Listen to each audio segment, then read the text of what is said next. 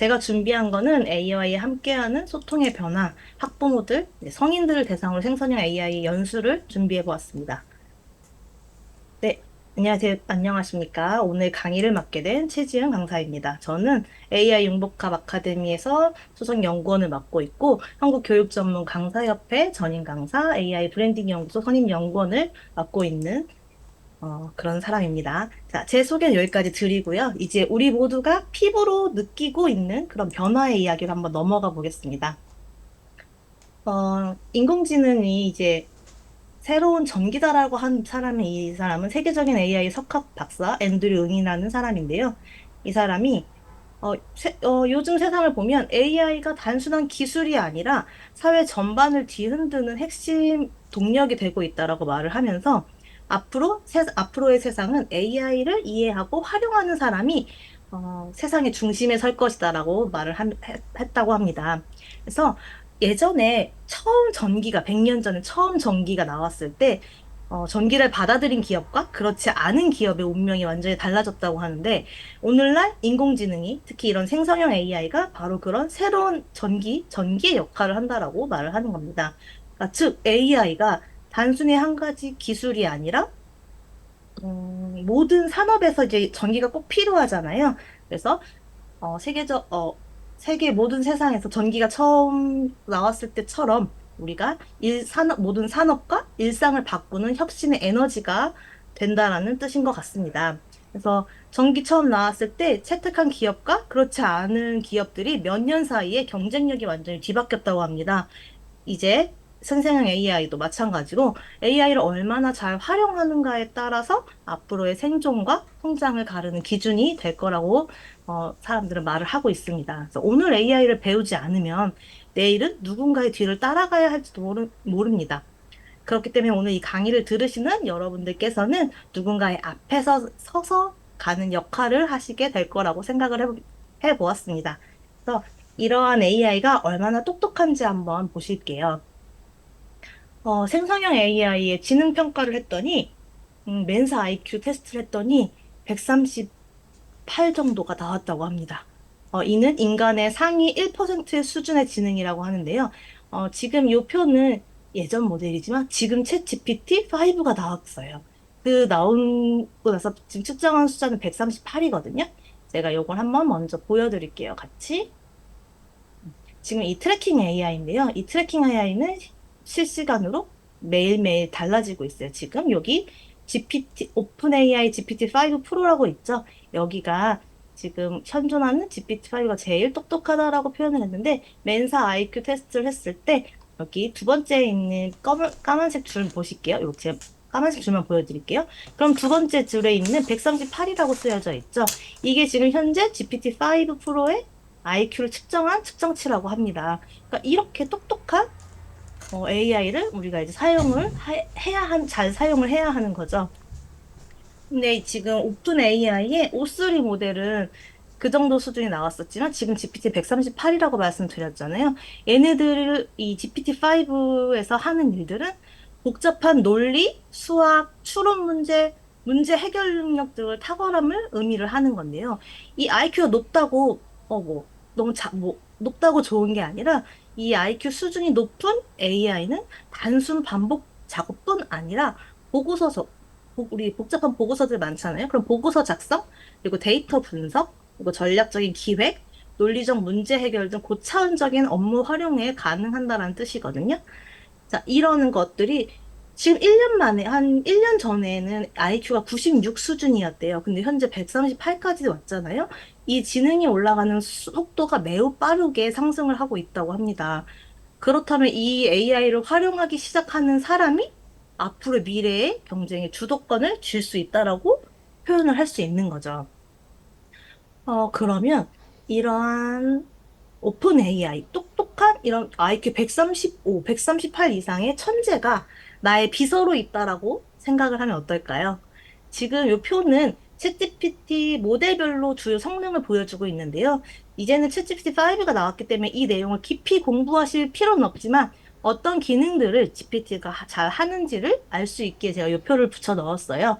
자, 지금 여기 옴니4 미니는 고급 수학 경시대회 정답률이 99, 수학 박사인 거죠. 자, O3는 알고리즘 코딩 실력이 좋고요. 박사급 과학 문제 해결 능력 등, 그리고 버그 수정까지 잘한다고 합니다. 이렇게 다양하게 잘하는 GPT가, 내 비서로 사용한다고 하면 수학 천재 개발자, 그리고 초정리 데이터 분석가 등을 사용을 할 수 있다는 거죠. 근데 물론 아직까지는 주의할 점도 있다고 합니다. 아무리 똑똑해도 문맥의 오류라든지 부정확한 데이터 학습이라든지 편향성 문제가 아직은 조금 남아있기 때문에 검토 없이 믿지 말고 비판적으로 활용을 꼭 하셔야 한다고 GPT에서도 말을 하고 있습니다. 자, 우리 교육 현장에 가면 AI가 이제 교육 현장에도 많이 사용이 되고 있잖아요. 이 빠르게 확산되다 보니 이제 부모님들이 챗GPT 많이 쓰면 아이들이 멍청해지는 거 아니냐 이런 걱정을 많이 하시는 부모님들이 많다고 합니다. 근데 하지만 전문가들은 AI 자체의 문제가 아니라 어떻게 쓰느냐가 중요한 거라고 말을 하면서 어, 챗GPT가 뭐 이런 생성형 AI가 단순히 답을 주는 기계가 아니니 생각의 보조도구로 활용을 해야 한다. 예를 들어서 아이가 수학 문제를 푸는데 바로 답을 묻는 대신 이 문제를 풀 텐데 필요한 개념은 뭐야? 라고 질문을 하면 아이는 스스로 사고력을 키울 수 있는 그런 보조도구에 또 활용을 할 수 있는 거죠. 그리고 또 기억력과 창의력은 직접 쓰고 생각할 때 잘한다고 합니다. AI한테 이런 글 써줘. 뭐 이렇게 말을 하거나 어떤 걸 기억해야 해 이런 걸 할 게 아니라 아이가 손으로 직접 글을 써보고 정리하는 시간을 꼭 부모님들이 같이 이렇게 하실 수 있을 때 이런 도구들이 도움이 된다라고 할 수 있는 겁니다. 그리고 AI가 만든 그런 결과물들을 그대로 제출하는 게 아니라 아이의 생각을 더하고 수정하고 보완하는 습관을 갖게 해주셔야지 이런 생성형 AI를 똑똑하게 사용을 하는 거라고 할 수 있습니다.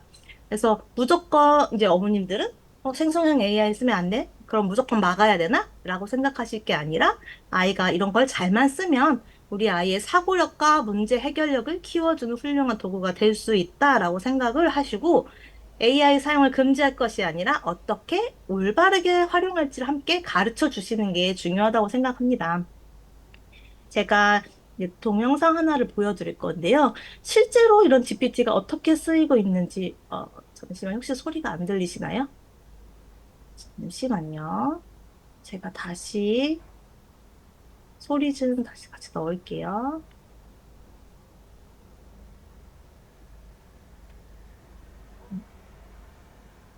OpenAI 소리가 OpenAI 들리실까요? invited myself and my son Imran here to try out some of their new technology. And so we're curious about 선생님 how 혹시 good it 동영상 소리가 might be 들리시나요? at tutoring someone in math on Khan Academy. So 네. 네. let's get it 지금 started. 이 동영상을 보시면 이 It's loading 사람은 up. 되게 Right, so we can 유명한 see our 아카데미, 칸 screen. 아카데미의 설립자인데요. 이 in 설립자가 this form, Hello 아들에게 there. GPT-4 I'm here with my 의 son, 수학 and I'd 문제를 love 풀게 you to 하는 그런 tutor him 장면이에요. on this math 옆에 problem. 여기 But 오른쪽에 don't give him 태블릿 the PC에 answer. You can 있는 ask 보도가 questions and nudge him in the right 아들이 direction. But I 직접 really want to make 문제를 sure 내고 he understands 어떻게 it 질문을 himself. 하면서 And he's here in the room, so you 어떻게 can talk 풀어야 to him 하는지를 directly. 물어보는데 지금 저 of course, PPT가 I'd be happy 설명을 to help. 해주면서 답을 Let's look 알려주는 at 게 the problem 아니라 together. 어떻게 스스로 Can you 풀어가도록 first 개념을 단계별로 identify 개념이랑 which 과정을 sides of the 단계별로 triangle are 질문까지 the 해가면서 opposite, 답변을 서로 지금 adjacent, and 주고받고 있는 hypotenuse 그런 장면이거든요. relative to 지금 angle 오른쪽에 있는 alpha? 게 직각삼각형의 Alright, 삼각비 so 문제라고 I'm pretty 해요. sure this is the 이거를 angle alpha 학생이 right 적은 here, 거를 right? AI가 도와달라고 하니까 That's 먼저 correct. Now, 인식하고 looking at the 그리고 풀이 triangle, 과정을 which side do you 단계적으로 think is the 설명해주는 hypotenuse? 모습이에요. Um, 제가 이 동영상을 Really? 보여드린 Remember the 이유가 hypotenuse? I'm 이제 not 지금 totally sure. GPT-5에 나와 있는 OpenAI invited myself and 여기 my son Imran here 공부하고 to try out some of their 배워요 new 때문에 제가 이 technology. 동영상을 So we're curious about 보여드렸거든요. how good it 이것들을 might be 보시면서 at tutoring 어떻게 someone in 활용하는지 math 제가 이따 on Khan 보여드리려고 Academy. 이 So 동영상을 let's get it started. 보여드린 loading up. 거였어요. 그래서 이렇게 Right, so we AI가 can see our 아이들의 screen. 사고력을 빼앗는 게 아니라 자기주도 Actually, 학습을 in 지원하는 this form, Hello there. 동반자가 될 수 있다는 I'm here 그런 with my 거를 son, and I'd love 보여드리려고 you 제가 to 이 tutor 영상을 him. 넣었던 거예요. 제가 챗GPT-5가 나왔다라고 좀 전에 말씀을 드렸잖아요. 이 챗GPT-5가 이번에 나오면서 처음에는 지금 제가 GPT 화면을 한번 보여드릴게요. 이렇게만 보시면은 모델 설명하는지 어려우실 것 같아서 잠시만요. 여기 화면 보이시죠? 여기 챗GPT에 들어가면 왼쪽 위에 이렇게 모델을 설정을 할 수 있는데요. 지금 맨 밑에 레거시 모델이 예전에 GPT-4였을 때 있던 추론 모델이랑 이렇게 있고요. 지금 위에 있는 여기 오토 베스트 싱킹 미니 싱킹이 있는데 요거에 대해서 지금 이제 설명을 드리려고 해요. 예전에 우리가 요 GPT 강의를 할 때는 이 GPT를 사용할 때 잘 모델을 활용을 해야 된다. 모델을 잘 활용해야 된다.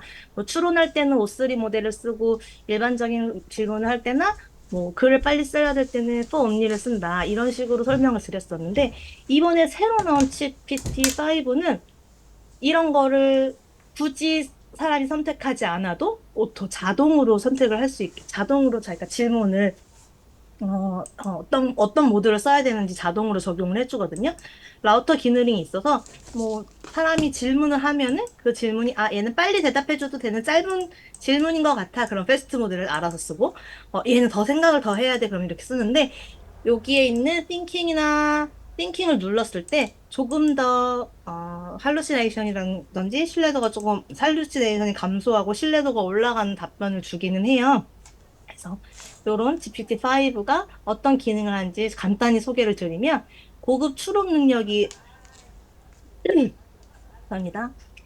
얘가 단순히 빠른 답을 주는 걸 넘어서 스스로 판단해서 깊이 사고할 수 있게 설계를 해주고요. 그래서 간단한 질문에는 빠르게 답변을 해주고 복잡한 문제는 시간을 두고서 깊이 생각하고 정교한 답을 제공을 해주는데, 그래서 그런지 제가 챗GPT5를 썼을 때 조금 답변의 속도가 느려졌다라고 생각이 들어요. 그러니까 제 질문의 양에 따라서 확실히 GPT가 더 생각하는 시간이 길어졌다고 느끼고 있거든요. 그리고 두 번째 멀티모달 기능인데요. 이제는 챗GPT가 언어 모델이지만 뭐 텍스트뿐만 아니라 이미지라든지 뭐 캡처한 거라든지 사진, 복잡한 데이터까지 표까지 다 분석할 수 있는 그런 능력이 생겼다라고 합니다. 그래서 우리 운동하고 나서 인바디 측정하시잖아요. 그런 인바디라든지 뭐 의료 기록 같은 자료를 넣으면 GPT-5가 종합적으로 해석하고 그 개인 맞춤형 조언까지 가능할 정도의 이제 기능을 이제 가졌다라고 하고요.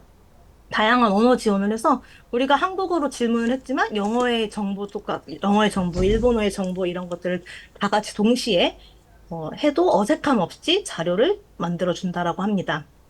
그리고 환각이나 이런 환각 감소와 정확한 대답률이 올라갔다라고 해요. 뒤에서 한 번 더 보여드릴게요. 그리고 다섯 번째로 초개인화된 사용자 경험이라고 되어 있는데 이제 사용자, 우리의 질문 스타일까지 이 GPT가 파악을 해서 질문 스타일 요구하는 깊이, 속도까지 반응을 해가지고 대응을 한다고 해요.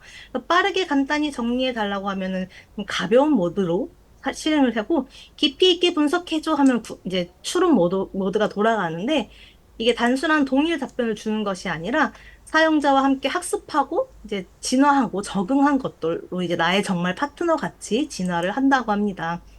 그래서 이렇게 다섯 가지 능력이 새로 생겼다라고 하고요. 어, 지금 아까 보셨을 때 자동 요토가 있었고, 패스트 빠름이 있었고, 띵킹이 있었잖아요. 그래서 이렇게 각각의 해당마다 뭐 속도가 빠르고 하지만 깊이가 떨어진다든지 이렇게 차이가 있지만 예전에 레거시 모델처럼 다양하지 않기 때문에 요 정도 내가 어떤 걸 쓰겠다 정도만 파악하셔가지고 선택하셔가지고 이제 사용을 하시면 될 것 같습니다. 제가 앞에서 할루시네이션 얘기를 했잖아요. 요거 첫 번째 그래프 같은 경우에 할루시네이션 감소한 양을 지금 보여주고 있는 거거든요. 처음에 이번에 발표할 때 약 80% 이상의 할루시네이션이 감소했다라고 발표를 했거든요. 어, 개념이나 사실을 묻는 질문에서 예전에 O3 모델에서 4에서 5% 정도 있었는데 지금 GPT-5는 1% 미만으로 떨어졌고 안정적인 대답을 한다고 하고 두 번째가 두 번째 같은 좀 더 어려운 직군들 있잖아요. 의료나든지 건강 관련 질문을 했을 때, 그, 할루시네이션의 그 퍼센트가 O5에서 16%, O3가 13%였는데 이번에 GPT-5가 1.6%라고 나왔대요. 그만큼 이제 기능이라든지 정확도가 2배 이상 좋아진 거를 확인할 수 있었고요. 마지막 거는 이제 우리가 쓴 것들, 그러니까 사용자들이 쓰고 있는 그 프롬프트의 오류들, 거기에 대한 오류들이 감소하는 것도 지금 4.8% 보이시죠? 이렇게 많이 감소를 했다라고 해서 여기 지금 미드 띵킹이라고 있는데 이 띵킹 모드에서 확실히 더 많이 감소를 해서 어, 더 똑똑해졌다는 걸 넘어가지고 실무나 전문 영역에서도 안심하고 좀 사용을 할 수 있다는 점으로 변화하고 발전했다라는 걸 표현을 하고 있다고 합니다. 그럼 이러한 똑똑한 AI가 등장을 했잖아요. 그런데 우리 이전 모습을 좀 한번 같이 생각을 해보면 AI 등장하기 전과 후를 비교를 하면은 우리가 일을 처리하는 데 있어서 우리 사실 수행자에 가까웠거든요. 예전에는 이렇게 정해진 일에서 업무 틀에 있는 것들 잘 해내는 사람이 능력 있는 사람이라고 했지만 지금은 이제 AI랑 함께 새로운 가치도 만들고 협업해서 이제 인공지능과 협업해서 이제 뭔가를 도출해내야 되는 그런 역할로 확장이 되고 있고요. 예전에는 지식이 많은 사람, 똑똑한 사람, 이런 사람들이 중요했다라고 하면 지금은 이런 것들을 좋은 질문을 하는 능력, 그 지식을 어떻게 활용하느냐, 다시 해서 뭐 어떻게 질문을 던지느냐가 핵심이 되는 세상이 되었어요. 그래서 우리 아이들한테도 정답을 아는 사람이 아니라 가능성을 여는 질문자가 돼야 한다라는 것을 알려주어야 된다고 합니다. 당연히 사회에서 요구하는 가치도 많이 바뀌게 됐거든요. 성실함과 꼼꼼한 사람을 원했다고 하면 지금은 통찰력과 창의성을 더 요구하는 교육과정 같은 경우도 다 이렇게 창의성을 요구하는 걸로 많이 바뀌어 왔고요. 단순 과업을 완수하는 것이 아니라 이제는 AI라는 도구를 조율해서 새로운 방향을 제시하고 각자 리더로서의 지휘를 하는 역할들을 바라는 세상이 왔습니다. 그래서 AI와 함께 흐름을 이끌어가는 리더십이 더 중요해진 세상이라고 이제 많이 했는데요. 이런 AI는 도구가 아니라 우리의 지성의 파트너라고 생각을 하시면 좋을 것 같습니다. 이제는 이런 생성형 AI를 한번 직접 어떤 것들이 있는지 한번 말씀을 드리려고 하는데요. 이런 생성형 AI가 단순히 우리가 시키는 대로 반응하는 도구가 아니라 어떻게 질문을 하고 제안을 하고 협업하는지 이제 우리 곁에 많이 이제 다가왔잖아요. 우리가 어떻게든 활용을 할 수 있게끔. 그런데 이런 생성형 AI의 엔진, 힘은 어떤 데서, 어디에서 나올까라는 생각을 해봐서 제가 이 이미지를 이제 미드저니로 만들어 보았는데요. 음, 가운데 뇌 그림 보이시나요? 우리의 두뇌처럼 생성형 AI도 이런 두뇌 역할을 하는 엔진이라는 것이 있는데 이런 엔진들은 우리가 흔히 알고 있는 오픈 AI의 뭐 챗GPT라든지 클라우드, 제미나이, 그록, 딥시크, 메타, 뭐 미스터 AI까지 여러 개가 있는 요 밑에 있는 그것들이 지금 세계에서 제일 크다라고 하는 그런 엔진입니다. 그러니까 우리가 알고 있는 다른 뭐 퍼플렉시티나 이런 다양한 것들 수노 쓰는 AI 생성형 AI들 있잖아요. 그 AI들은 이 엔진에 있는 기록들, 정보들, 학습된 데이터를 가지고 자기만의 스타일을 이제 얹어서 만든 사용을 하고 있는 그런 도구라고 생각을 하십니다. 그래서 우리가 제일 많이 보고 있는 챗GPT, 오픈 AI 같은 경우, 뭐, 글을 잘 쓴다, 이미지를 만들어낸다, 조금 전에 제가 말씀드린 것처럼, 멀티모델 기능들을 많이 사용을 하고, 클로드 같은 경우는 이제 코딩 능력이 많이 좋아지고, MCP까지 영역을 확장해서, 널리 개발자들한테 많이 사용을 되고 있고요. 제미나이도 구글에서 만든 제미나이죠. 이것도 엄청 큰 엔진을 가지고 있다고 합니다. 그리고 일론 머스크가 만든 그록이라는 것도 있고, 이제 딥시크, 메타 이렇게 다 다양한 것들이 있는데요. 이러한 생성형 AI들, 제가 엔진이라고 말씀드렸던 이런 아이들한테 텍스트, 이미지, 비디오, 사운드 같은 이런 것, 자신들이 필요한 색상들, 자기가 잘할 수 있는 것들을 얹어서, 뭐, 퍼플렉시티라든지, 감마라든지, 미튼이라든지, 코파일러, 릴리스, 뒤로 뭐 더 많은 것들이 많이 있잖아요. 뭐 노트북 LM 다양한 것들이 나왔지만 요런 것들이 있어서 자신의 어떤 이 도구들이 나한테 어떤 게 필요해라는 것들을 한번 공부를 해보시고 이런 것들을 사용할 수 있는 걸 조합하셔서 내가 나의 생성형 AI 도구를 작성을 하시면 좋을 것 같습니다. 이렇게 한번 그림으로 표현을 해보았고요. 어, 이런 생성형 AI들은 MOE 방식이라는 걸 쓰는데요. 리스트 오브 익스퍼트라고 해서 전문가들을 똑똑하게 작동할 수 있게끔 만드는 건데요. 이 MOE 말 그대로 전문가 집단이 이렇게 있어요. 근데 내가 어떤 질문을 던졌을 때 이 모든 전문가들이 난 이거 이렇게 생각해, 이렇게 생각해 막 다 접목을 한다면 서두가 없이 이렇게 너무 많은 정보들이 이렇게 들어오잖아요. 그렇게 되면 환경적으로도 문제가 많다라고 해요. 이 사람들 다 같이 일을 하면 열이 그만큼 발생하고 그걸 식히기 위한 냉각수가 필요하고 그런 것들의 문제를 이제 답의 퀄리티도 떨어지기 때문에 그런 문제들을 이제 해결하기 위해서 이런 전문가들을 넣어서 이 질문에는 이 전문가를 초빙하면 돼. 저 질문에는 이 전문가를 초빙하면 돼. 그러니까 다양한 전체 군단이 아닌 이렇게 소수 정해져 있는 전문가를 데리고 와서 더 효율적이고 빠르게 작동을 할 수 있게끔 만드는 방식이라고 생각을 하시면 됩니다. 그래서 이것들을 위해서 등장을 하는 게 AI 프롬프트. 프롬프트라는 말 많이 들어보셨죠? 어떻게 질문을 하는 거에 대한 질문을 만들어내는 건데요. 어떤 좋은 질문이 더 적합한 전문가를 불러내고 더 나은 답변을 만들어낼 수 있는 열쇠가 바로 프롬프트라고 생각을 하시면 돼요. 그래서 우리 어떤 프롬프트가 좋은 프롬프트야라고 생각을 하실 때 여기 있는 세 가지를 기억을 하시면 좋을 것 같습니다. 역할 지정을 해주고 상황 설명, 맥락이라고 하죠. 그런 설명들을 해주고 어떤 출력물로 내줘라는 그런 구체적인 요청까지 넣어준다면 더 좋은 질문이라고 한다고 합니다. 그래서 사실 프롬프트가 명령문이 아니라 대화 방식에 가깝거든요. 아이한테 우리 부탁할 때 누구한테 어떤 상황에서 뭐 해달라는지 분명히 말을 해줘야 되잖아요. AI도 똑같이 역할을 지정해 주는 거예요. 너는 지금 어떤 역할을 하는 사람이야 라고 정해주는 거죠. 뭐 초등학교 3학년이야, 뭐 선생님이야, 나는 뭐 몇 학년을 가르치고 있어, 나는 공무원이야, 이런 식으로 역할을 지정해 주는 거고, 이런 생성형 AI들 이런 역할을 지정해주면 그런 말투도 그 역할 전문가에 맞게끔 말투도 많이 변한다고 하니까 그렇게 적절한 역할을 지정을 해주시면 좋고요. 뭐 상황 설명인데 AI한테 맥락을 주는 거예요. 그냥 우리 아이가 과학관에 다녀왔는데 체험 보고서 써줘. 이게 아니라, 우리 아이가 과학관 다녀왔는데, 아직 글쓰기가 서툴러서 체험학습 보고서를 못 쓰고 있어.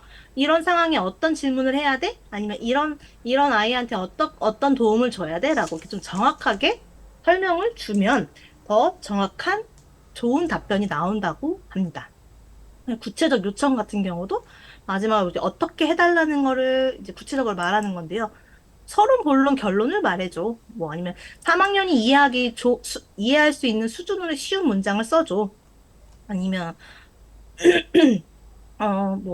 마크 다운 형식으로 내줘. 막 이런 식으로 다양한 구체적인 요청을 이렇게 해달라는 그런 것들을 아시고, 모호한 질문이 아닌 구체적인 질문을 해야 한다라는 것을 알기 위해서 요 세 가지만 기억하셔도, 질문을 할 때 조금 더 높은 퀄리티의 답변이 나올 거라고 생각을 하시면 됩니다.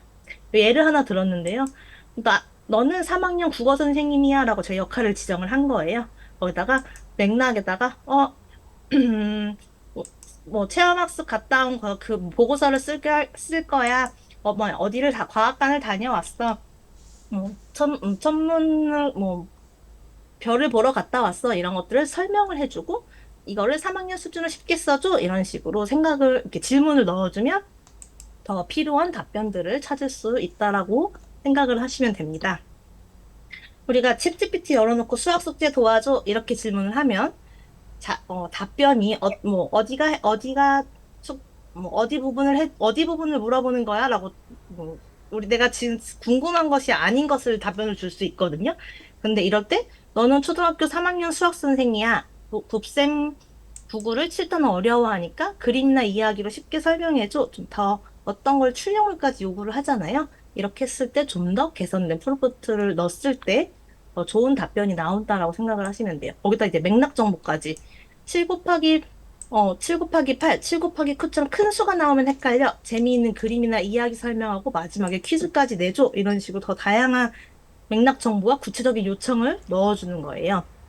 이렇게 정보들이 이렇게 있는데 이제 실습을 한번 같이 해보시면 좋을 것 같아요. 이런 챗GPT를 넣었을 때 어떤 답변들이 오는지 한번 선생님들도 같이 해보시면 좋을 것 같아서 제가 채팅방에 한번 그런 프롬프트를 넣어드리려고 해요.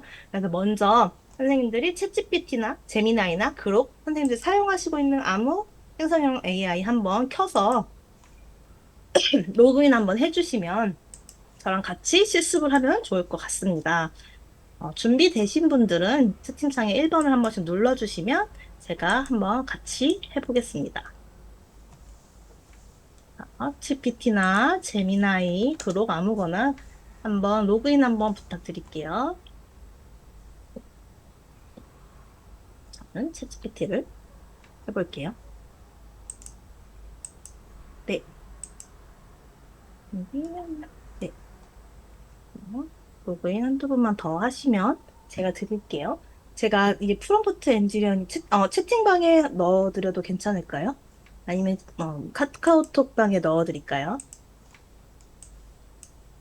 문제 다 넣을까요? 편하신 곳에 먼저 넣어주시면 될 것 같습니다. 네, 그럼 제가 프롬프트 엔지니어링 중에 역할 지정한 데를 먼저 넣어드릴 테니까 한번 준비되신 분들 한번 넣어보실게요. 저희가 저도 카카오톡에다 한번 넣어주세요. 네.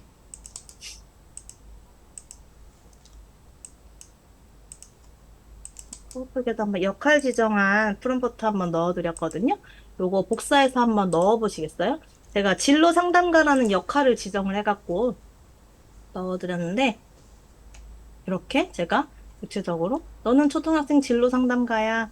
기후변화 단어를 공부하는 아이한테 주제로 미래 직업 세 가지를 알려줘. 어떤 일을 하고 어떤 능력이 필요한지 함께 설명해줘. 이런 식으로 다양하게 설명을 넣어서 한번 했거든요. 선생님들도 한번 넣어보시고 똑같이 제미나이한테도 한번 넣어보겠습니다.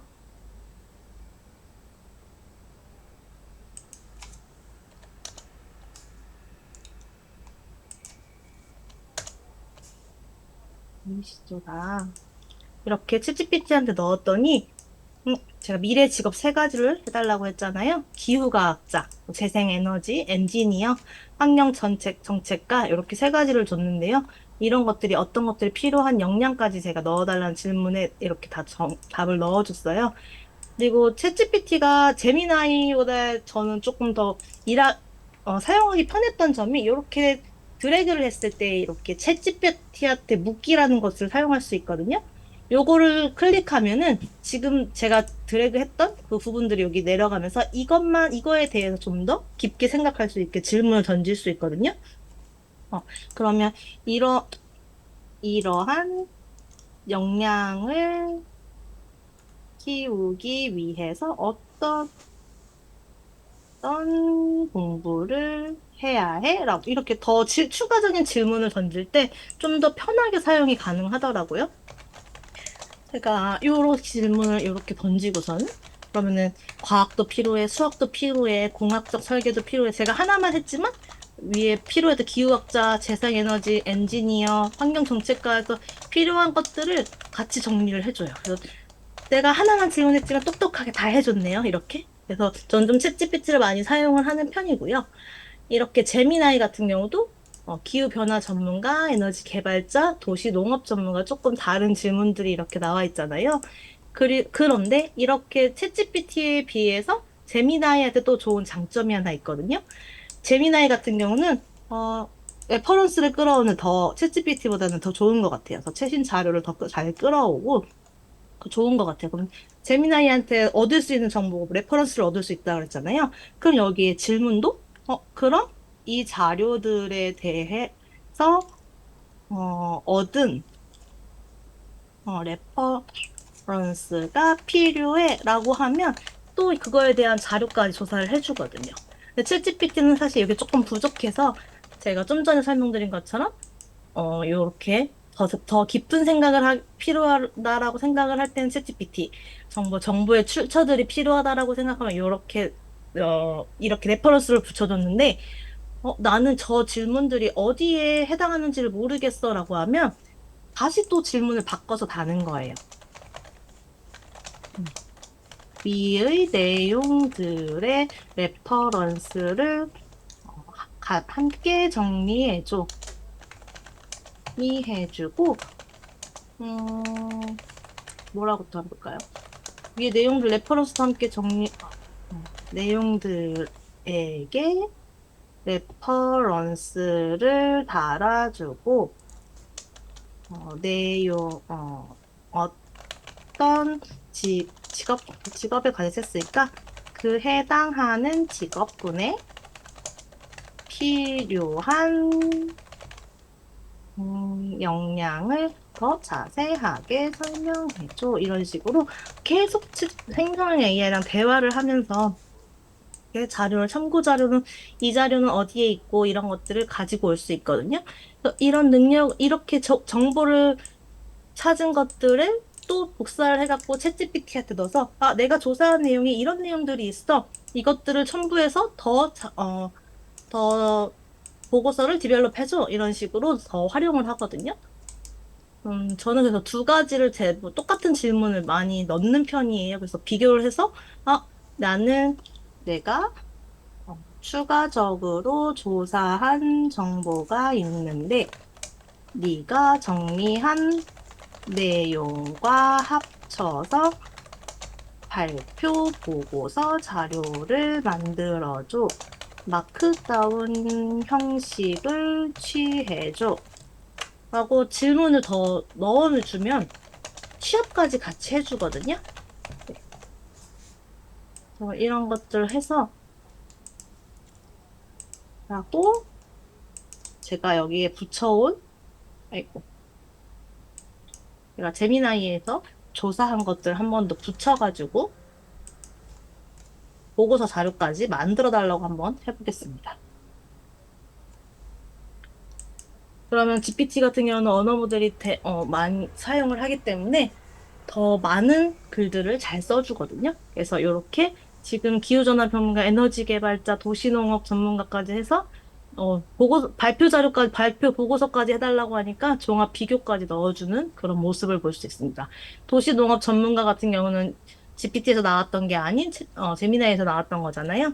이렇게 같이 내용을 섞어서 보고서 해서 결론까지 딱 내서 이런 것들을 할 수 있고, 제가 아까 멀티모달도 GPT에서 가능하다라고 했잖아요. 그래서 이미지도 만들어 준다라고 하니까 그러면 근데 이렇게 각 직업별 이미지 함께 넣으면 이해하기 더 쉽습니다. 해서 한 번에 이렇게 긁어서 각자의 이미지를 만들어줘라고 하면은 그렇게까지는 어렵고요. 이렇게 하나씩 골라서 기후변화 전문가에 대한 이미지를 만들어줘 해서 한 개씩 만들었을 때 더 퀄리티 있는 그런 이미지들을 얻을 수 있습니다.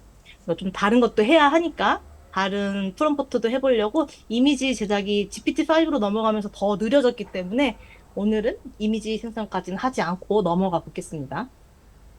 제가 아까 역할만 드렸었는데 이제는 거기에다가 맥락 정보까지 한번 넣어보려고 해요. 그래서 맥락 정보 프롬프트를 하나 드릴 테니까 요것도 한번 넣어서 우리가 이번에는 이 맥락 정보 넣은 프롬프트를 가지고 지금 제가 세 개를 넣어드리려고 하는데 원하시는 번호 하나 고르셔가지고 한번 같이 만들어서 얘를 이제 PPT까지 한번 가보려고 하거든요. 그래서 원하시는 거 한번 골라서 넣어주시고 이번에 만들 거는 우리가 발표 PPT 슬라이드까지 만들어 본다 생각하고 좀 더 많은 정보들을 취합해 보려고 해요. 선생님들 하나 고르셔가지고 한번 만들어 주시면 좋을 것 같습니다.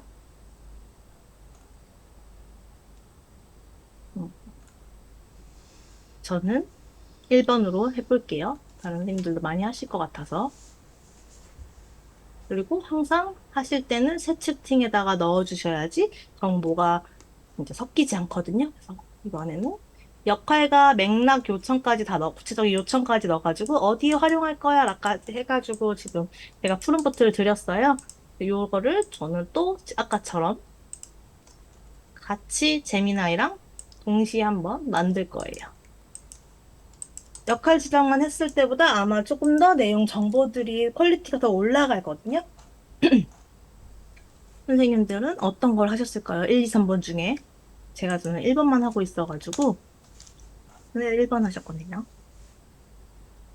내용이 나오고 있죠. 정책들. 제가 슬라이드 형태로 정리할 거라고 하니까 내용을 딱 슬라이드에 들어갈 정도만큼 이렇게 짧게 짧게 정리를 해줬어요. 제가 이것들을 GPT는 더 깊게 생각할 수 있다라고 했잖아요. 저는 이 정책 1번에다가 조금 더 다른 질문을 한번 추가해서 내 발표 자리를 업그레이드 해보려고 하거든요. 지금 1번에다가 저는 그러면 이 정책을 채택했을 때 때의 장점과 발생할 수 있는 장점과 단점을 정리하고 그 단점을 해결할 수 있는 방안도 같이 제공해줘라고 질문을 한 번 더 넣었거든요. 생성형 AI랑은 대화를 많이 할수록 내가 원하는 답을, 더 좋은 질문을 할수록 내가 원하는 답을 찾을 수 있기 때문에 조금 더 이렇게 디벨롭해서 정리를 한번 하시면 좋습니다. 이렇게 출퇴근을 탄력 근무제를 했을 때 장점은 이렇고 단점은 이렇고 보완은 이렇게 해야 돼. 환승 슈퍼 허브 구축을 하는데 단점에 초기 인프라 하는데 돈이 많이 들어. 이런 식으로 다 나오거든요. 그러니까 이런 것들을 같이 지금 1번만 했잖아요. 이번에는 하나만 해줬는데 정책 2번도 같은 질문을 한번 같이 넣어서 똑같이 디벨롭을 또 한 번 더 하겠습니다. 그래서 위 정보들, 제가 재미나이한테도 아까 똑같이 넣어놨었죠? 그러면 얘한테도 같은 추가 질문을 넣어서 어떤 것들을 해야 되는지 한 번 더 넣겠습니다. 그리고 재미나이 같은 경우 더 좋은 레퍼런스였죠, 아까? 위 정책들의 내용을 뒷받침할 수 있는 래퍼 출처도 함께 적어서 활용할 수 있게 해줘라고 좀 넣어볼게요. 이거는 재미나이 하시는 분들은 레퍼런스 찾아달라고 요청을 하시면 더 좋을 것 같습니다. 한번 하신 분도 계시고. 그러면 네덜란드에서 이렇게 하고 영국에서 이렇게 하고 그런 내용들을 지금 더 추가적으로 넣어줬어요.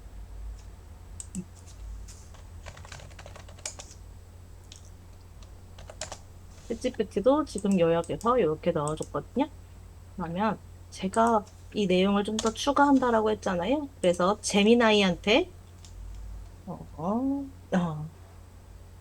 임기쌤께서 재미나이한테 내용에 대한 레퍼런스 4개 달아달라고까지 해주셨네요.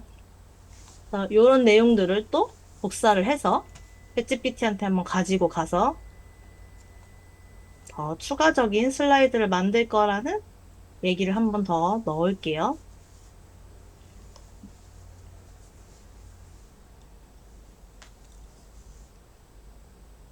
이렇게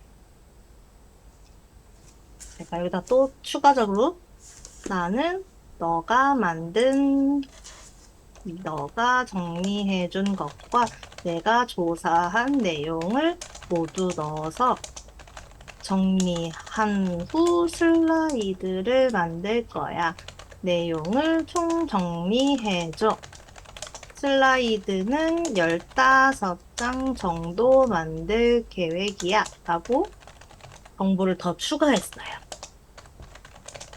그러면 이 정보들을 가지고 우리가 이렇게 넣어줍니다. 그러면은 내가 15장 만든다고 했잖아요. 그 정도에 맞게끔 얘가 슬라이드 내용만큼도 길이까지 조정을 해가지고 만들어주거든요. 그럼 저는 이걸 가지고 이제 GPT가 아니라 감마 AI에 가서 PPT까지 한번 만들어 볼 거예요. 선생님들 조사가 끝나셨으면 1번 한 번씩 눌러주시면 제가 감마 AI 사용하는 것까지 하고 마무리해 보겠습니다. 그래서 제가 챗GPT 5 나오고 나서 며칠은 계속 사용을 하고 있는데 사용할 때마다 점점 속도가 붙는 게 느껴지네요. 처음엔 너무 생각하는 게 길어가지고 속도가 안 나더니 확실히 날짜가 많이 지났다고 지금 선생님들 같이 이렇게 실시간으로 할 정도로 내용이 많이 빨라지고 있는 것 같아요. 사용을 하면 할수록 확실히 좋네요. 3분 정도 지금 질문 더 하셔가지고 만드셨어요. 한 2분 정도 더 기다렸다가 제가 감마 AI로 갈 테니까 먼저 하신 분들은 감마 AI 로그인 한번 해주시면 무료 사용자가 슬라이드 10개 정도까지 만드실 수 있거든요. 그 내용 한번 추가해가지고 가지고 오시면 좋을 것 같아요. 우리가 GPT에서 작성한 내용을 가지고 만들 거니까 어떤 걸로 만들지 정리하셔가지고 우리 한번 복사까지 한번 하셔도 돼요. 텍스트체로 복사하셔도 되고 파일로 만드셔도 되는데 지금은 뭐 많은 양이 아니기 때문에 텍스트로 복사하시면 될 것 같아요. 음.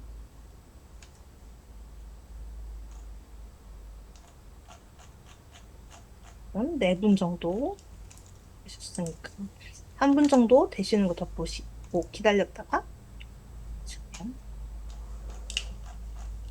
되시면 감마 AI라고 이렇게 생긴 감마 AI 한번 들어보시면 됩니다. 감마 AI 혹시 찾으시기 힘드시면 채팅창에 넣어드린 주소 클릭하셔가지고 감마 AI 들어오시면 될 것 같아요. 아마 처음 사용하시는 분은 회원가입까지 아마 하셔야 되는데 구글 아이디 있으시면은 그걸로 바로 로그인 하시면 편하실 것 같아요. 아무래도 생성형 AI들이 많은 수가 외국에서 만들어지다 보니 구글 아이디로 로그인하는 게 편리해서 대부분의 사용하시는 분들이 구글 아이디로 많이 사용을 하시더라고요. 구글 아이디로 로그인까지 맞춰주시면 PPT 감마 AI 간단하게 소개를 드리고 PPT 만들고 끝내보도록 하겠습니다.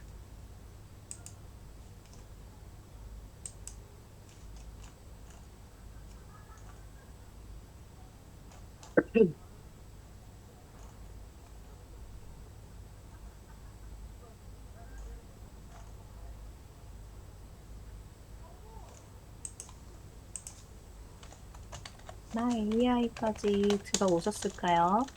들어오신 분들은 2번 남겨주시면 제가 진행하도록 하겠습니다.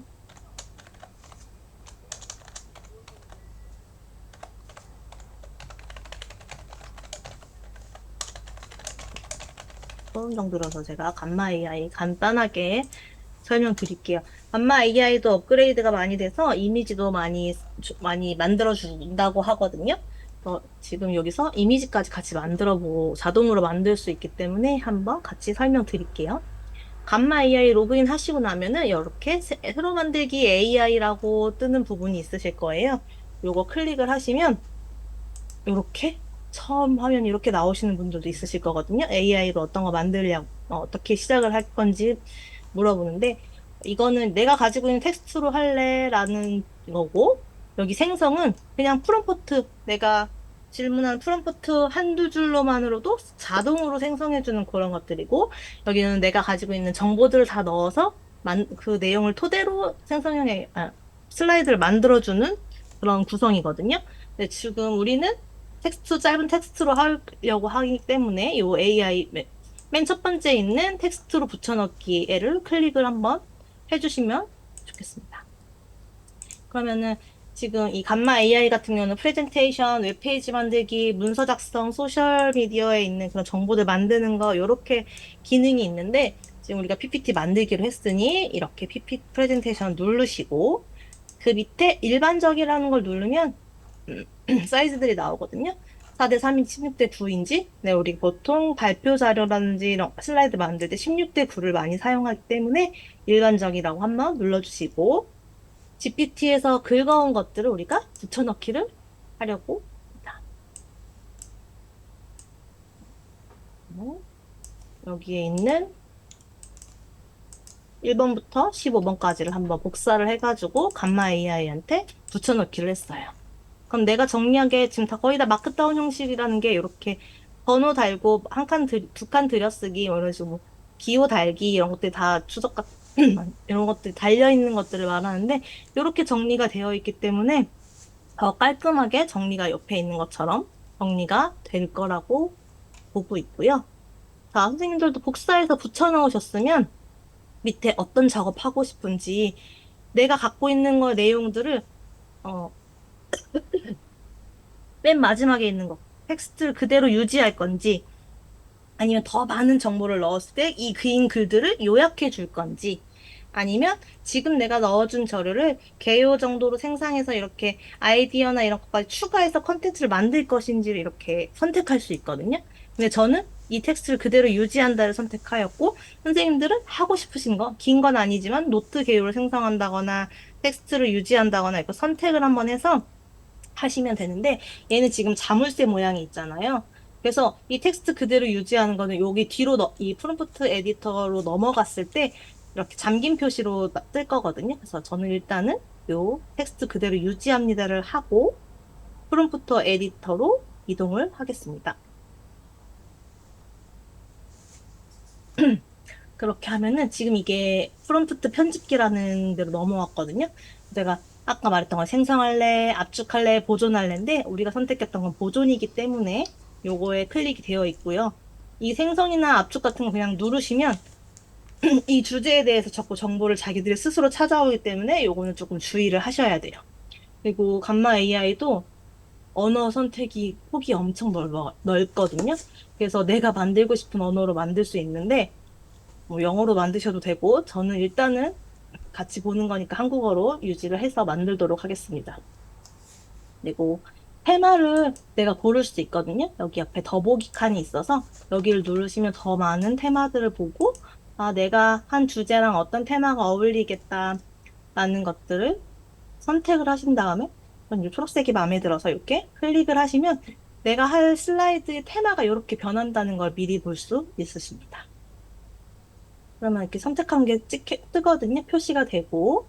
제가 아까 이미지를 잘 만든다라고 하는데, 이렇게 자동으로 만들어주는지, 아니면은, 언스플래시라는 스톡 사진인지, 웹에서 끌어올 건지, AI 이미지를 생성해 줄 건지, 일러스트레이션을 쓸 건지, GIF를 만들 건지, 이렇게 선택도 가능을 하거든요. 저는 일단은 스톡 사진을 사용한다라고 하고 우리가 아까 맨 처음에 선택했던 프레젠테이션 일반적인 것도 마지막으로 설정이 딱 돼서 나와 있습니다. 그리고 추가 지침, 우리 GPT에서도 지침 써서 뭐 챗봇을 만든다거나 할 수 있잖아요. 여기도 지침을 따로 추가해서 쓰실 수 있고 이렇게 다 넣은 다음에 생성형 AI 카드 4개를 제가 지금 자유 형식인데 카드 여기 위에 자유 형식 카드별이 있긴 해. 자유 형식을 넣으면 카드 장수를 선택을 할 수 있고요. 카드별로 하면 이렇게 나눠지는데 우리가 사용할 건 자유 형식으로 선택을 하셔서 카드를 이렇게 하실 수 있어요. 무료가 아마 제가 알기로 10개까지인가 카드를 만들 수 있는 걸로 알고 있거든요. 저는 일단 프로를 쓰고 있으니까 아까 15개로 맞췄으니까 15개를 한번 생성을 해보도록 하겠습니다. 이것도 아무래도 그 이미지나 이런 걸 만들어주기 때문에 시간이 조금 걸리거든요. 그래서 생성을 하는 것들을 쭈루룩 보실 수 있어서 만들고 있는 거를 이렇게 이렇게 동그라미가 가고 있죠.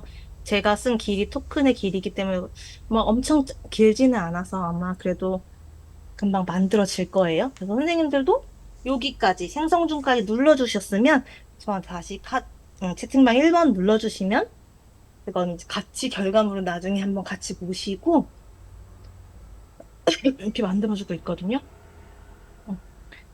그러면 이거 만들 동안 저희가 정리되고 있는 것 정리할 동안 잠깐 눌렀었으니까 이런 내용을 잠깐 같이 볼게요. 우리 어렸을 때 코딩 배우라는 말 많이 들어보셨죠? 뉴스에서 저도 어렸을 때 코딩 이야기가 들렸었거든요. 이런 걸 코딩을 배워야 된다.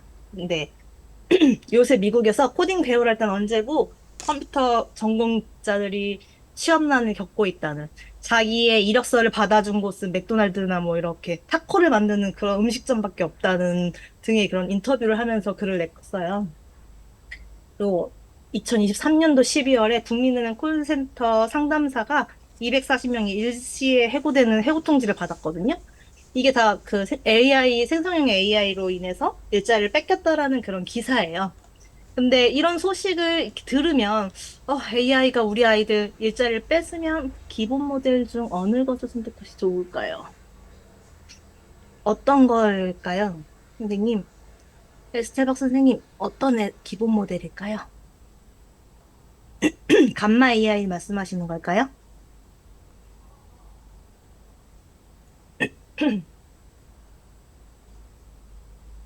음, 어떤 모델인지 말씀해 네, 플렉스 패스트 1.1 쓰는 게 나을까? 이머젠 3 패스트 쓰는 게 아, 나을까? 어떤 거 쓰는 게 나을까요? 이미지 생성하실 때요? 네, 예. 선생님 내용 하신 거에 어울리는 걸 일단 잘 모르시겠으면 그냥 스톡 이미지라든지 음, 아니면은 뭐 애니메이션이 필요하시면 이미진 쓰셔도, 이미진도 많이 흔하게 쓰는 거여서 그것도 괜찮을 것 같거든요. 네. 네, 그거 한번 사용을 해보시면 좋을 것 같습니다. 제 넘어가 다시 일로 돌아오면, 어, AI를 일자리 뺏는 거를 걱정하실 게 아니라, 사실, 그러니까 AI가 일자리 뺏는 것도 영역이 이렇게 정해져 있잖아요.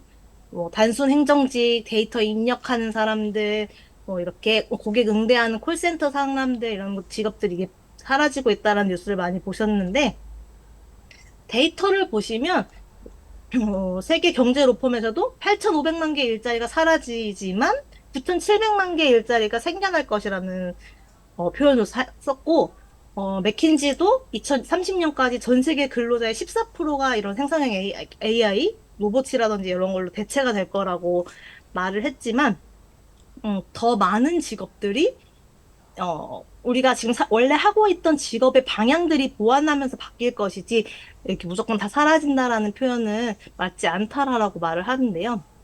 뭐 위험한 직업들을 뭐 로봇이 대체한다거나 이런 것들로 돌아갈 수 있게 바뀌는 거지, 이런 AI를 우리가 활용하는 사람이 돼야 된다라고 이렇게 표현을 해요.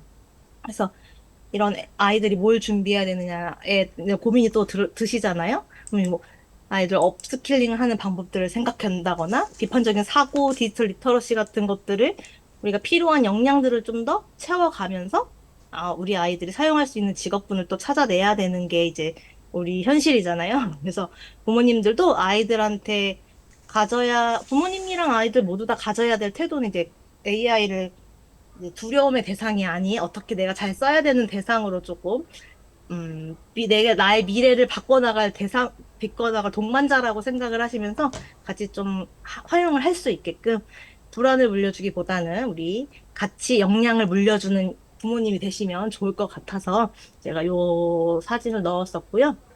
새로운 직업을 찾자라는 생각으로 이렇게 넣었고요. 앞으로 제가 좀 뒤에 보여드릴 마무리 영상을 보시면 지금 화면이 좀 흐리게 나오고 있죠.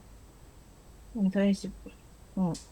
제일 중요한 건 맨 위에 있는 피지컬 AI거든요. 이 피지컬 AI가 그런 우리가 지금 흔히 알고 있는 로봇 있잖아요. 많이 움직임을 내고 있는, 스스로 움직임을 주는 그런 로봇들의 이제 AI가 발전해 가고 있는 거예요. 지금 현재 우리는 이런 에이전트 AI까지 왔거든요. 그래서 뭐 나 대신 비서처럼 통화를 한다거나 이런 능력들을 보이고 있는데 점점점 피지컬 AI로 가고 있으니 그런 로봇들을 움직임을 스스로 내는 것들을 활용할 수 있거나 만들거나 개발할 수 있는 그런 일자리들도 있으니 좀 더 AI에 관심 폭을 넓게 가지시면 좋을 것 같습니다. 그런데 최근 중국군과 캄보디아 동영상을 하나 보실 건데요. 로딩이. 그런데 최근 중국군과 동영상 캄보디아 실행이 안 되고 있는.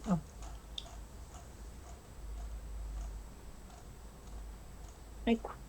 그런데 최근 중국군과 이건 캄보디아군의 로봇개, 연합훈련에 이 로봇개가 로봇개인데요. 등장했습니다. 로봇계는 원격 조종자의 제어에 따라 마치 군견처럼 군인들만의 하고 복종하는 모습을 보였습니다. 복종을 하는 훈련에 모습을 투입된 볼수 유니트리 있고, 고투 로봇계는 계단은 물론 험한 지형 통과도 능숙하게 위험한 해낼 수 것도 있어 정찰용으로 아니면 활용됐습니다. 소총 같은 걸 4차원으로 달고서 구현된 고화질 영상과 열화상 데이터를 정찰용으로도 실시간으로 많이 전송할 수 사용을 하고 있고 있다고 AI를 합니다. 기반으로 장애물을 일시에 우회하거나 몇천 대가 자체적으로 정찰 경로를 동원될 결정할 수 수도 있게 있어 그래서 군인의 중국은 정찰 임무를 훌륭하게 세팅되어 대체할 수 있다고 있기 때문입니다. 표현을 그러나 하더라고요. 이런 정찰용보다 더 무서운 건 중국군이 이날 훈련에서 같이 선보인 전투용 군인들이랑 로봇계입니다. 전투 전투용 로봇을 로봇계는 해서 약 개발한 50kg의 유니트리 B1 모델을 기반으로 만들어졌는데 등에 돌격소총을 얹고 적진으로 예전엔 뛰어들어가 등에다가 수색 선봉 이렇게 역할을 할 수 있도록 하는데 설계됐습니다. 지금은 지난해 짧게 방향전환도 공개된 비슷한 되고 영상에선 소총을 거꾸로 매달고 있어 개발이 완료되지 예전 않은 듯 보였지만 모델이거든요. 올해 예전에 공개한 등에 영상에선 거꾸로 완성도를 매달렸는데 한층 지금도 높인 앞을 보고 모습이었습니다. 총을 못 로봇계를 잡고 조종하던 한 병사는 중국 조준을 CCTV와의 해서 인터뷰에서 총을 이 쏠수 로봇은 있을 시가전에서 정도까지 인간을 대신해 갔다라고 정찰하고 합니다. 적을 식별해 타격할 수 있다고 설명했습니다.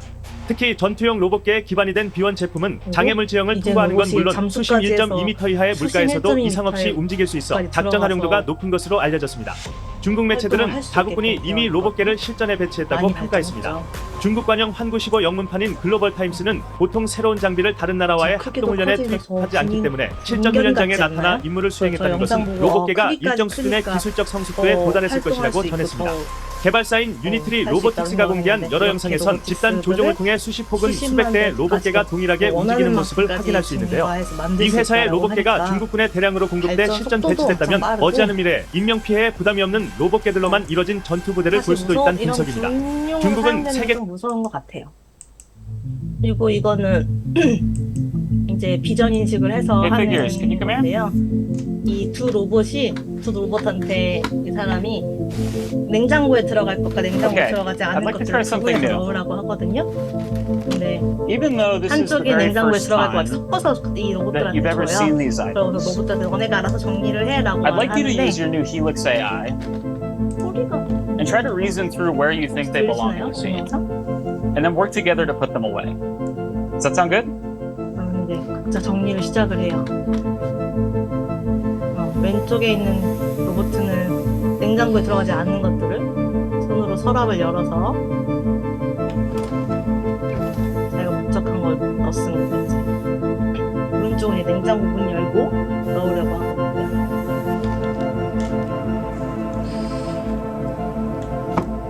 이제는 지금 눈앞에 그 얼굴에 반짝반짝 움직이는 거 있잖아요. 비전 인식을 하고 있다는 표시거든요. 그래서 잘 보고 어떤 걸 집어야 되는지. 이거는 냉장고 들어갈 거야.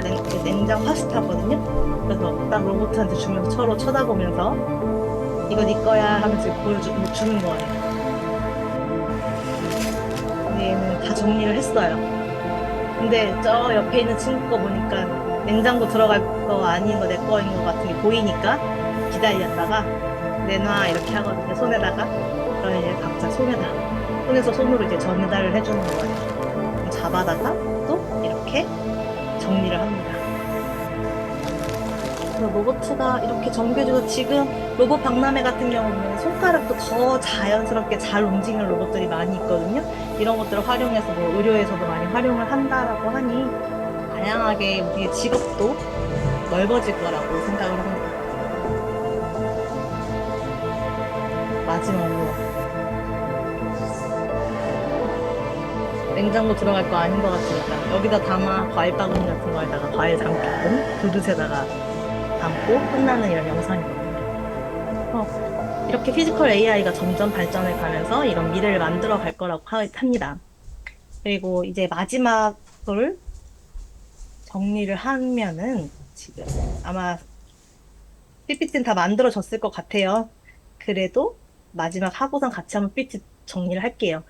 이 강의 마지막에 이제 구글 CEO인 순다르 피차이 한마디로 마무리를 하고 싶은데요.